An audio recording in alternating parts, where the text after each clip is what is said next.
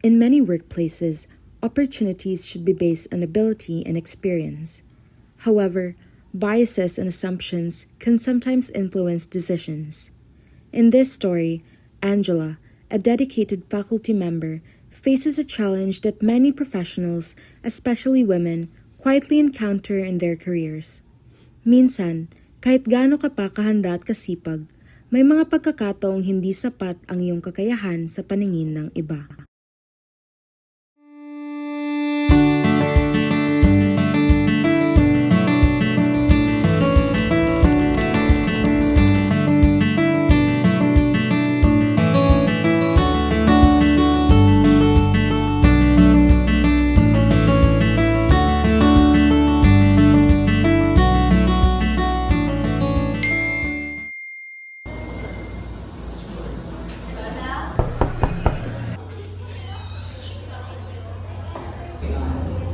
Miss Ange, yung final draft for the Paco visit, ikaw na ba mag-review nito? Ikaw lang kasi nakaka-master ng flow eh.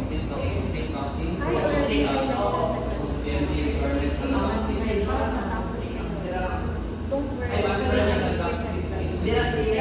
Grabe, superwoman talaga. How do you do it? May 3 kids ka pa. Sanayan lang. Team effort naman tayo. Basta update nyo yung folder by 1 p.m. I'll submit it to the dean. 8 years. 8 years of being the first one in and the last one out. Akala ni Angela, sapat na yun.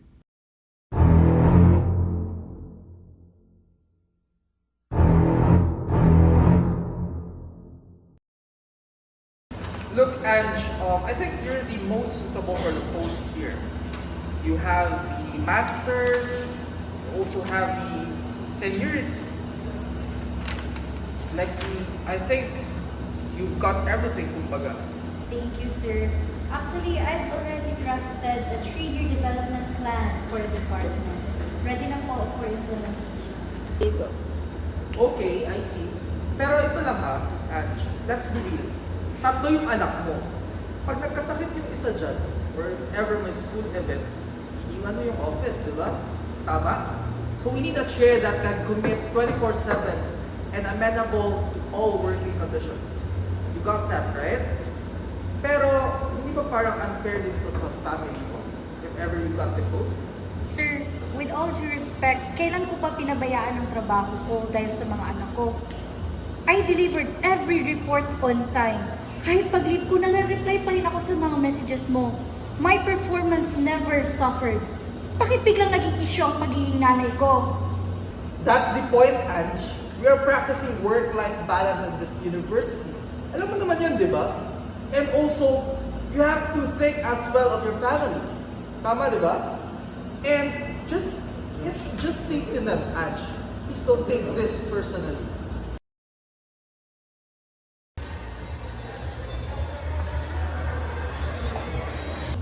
Kay Minyosa na tayo. Siyempre, hirap kay Angela eh. Baka magkasakit yung anak, tumawag yung yaya, whatsoever reasons. So, let's be real guys. Leadership is a man's game, you know? True, sir.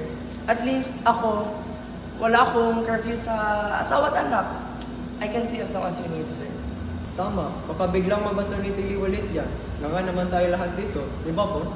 Yeah, that's right, Ray.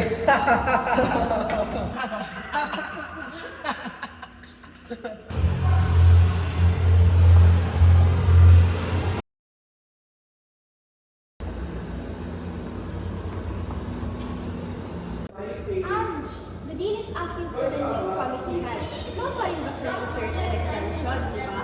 Hindi na. I'm stepping down from all committees. Unahin ko muna ang responsibilidad ko bilang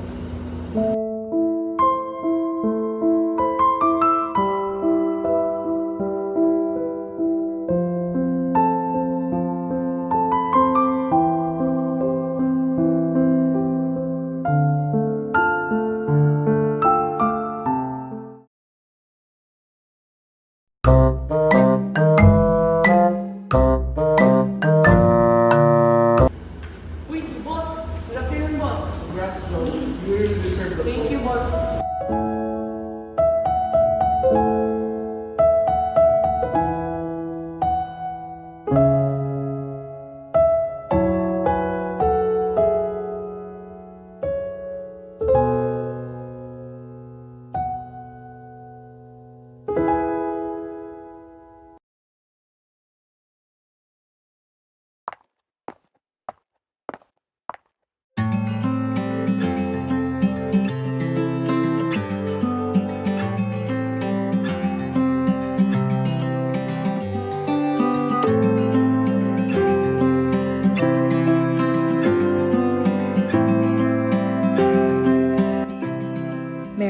no gender. If they can't see her worth, someone else will. In the end, Angela made a choice that no one could take away from her dignity, her priorities, and her worth. She walked away from a place that failed to recognize her talent. Minsan, ang pag-alis ay hindi pagsuko. Ito ay pagkuha sa kung ano ang karapat-dapat para sa iyo.